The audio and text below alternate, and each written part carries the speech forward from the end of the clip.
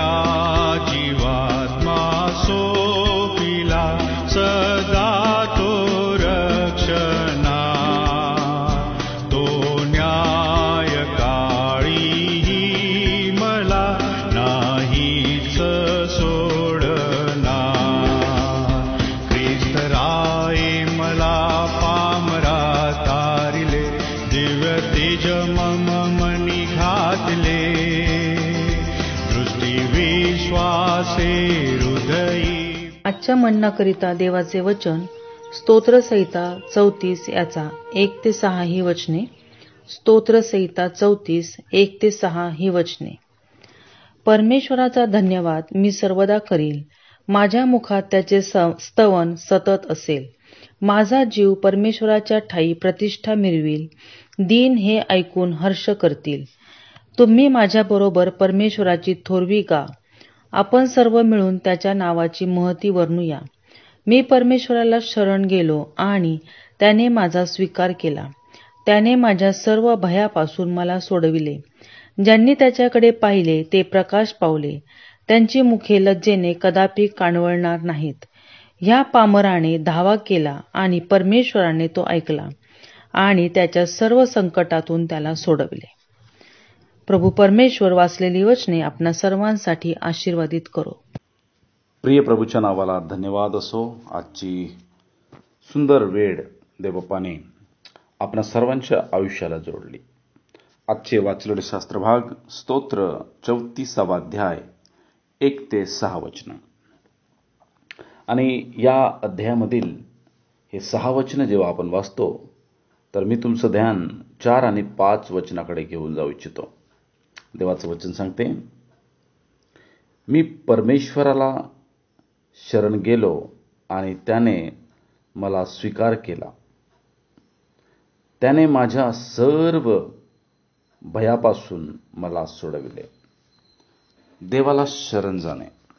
परमेश्वराला भजनकार म्हणतो की जेव्हा मी देवाला शरण गेलो तेव्हा त्याने मला सर्व माझ्या भयातून सोडविले. माझे प्रणू, आम्ही कुठल्याही परिस्थितीत असू त्यावेळेस सर्वप्रथम आम्ही देवाला शरण जावं, आमच्या परमेश्वराच्या शरण जावं. ज्या प्रकारे पवित्र शास्त्र सांगते, पहिला करंती त्याच्या 2 आणि 5 मध्ये आमचा विश्वास मनुष्याच्या ज्ञानाकडे नव्हे तर परमेश्वराच्या सामर्थ्यावर असावा. म्हणजेच आम्ही आमच्या परमेश्वरावर भरोसा करावा की तो परप्रभू मला प्रत्येक स्थितीमधून बाहेर काढण्यासाठी कोण्या माणसापेक्षा किंवा इतर वस्तूंपेक्षा अधिक योग्य आहे. हा आमचा पूर्ण भरोसा आमच्या प्रभूवर असावा. जर आपण स्तोत्र त्याचं 20 आणि 7 जर वाचलं तर बायबल सांगते की कुणाचा भरोसा रथावर कुणाचा घोड्यावर असतो, परंतु आम्ही तर आमच्या परमेश्वरावरच भरोसा करणार.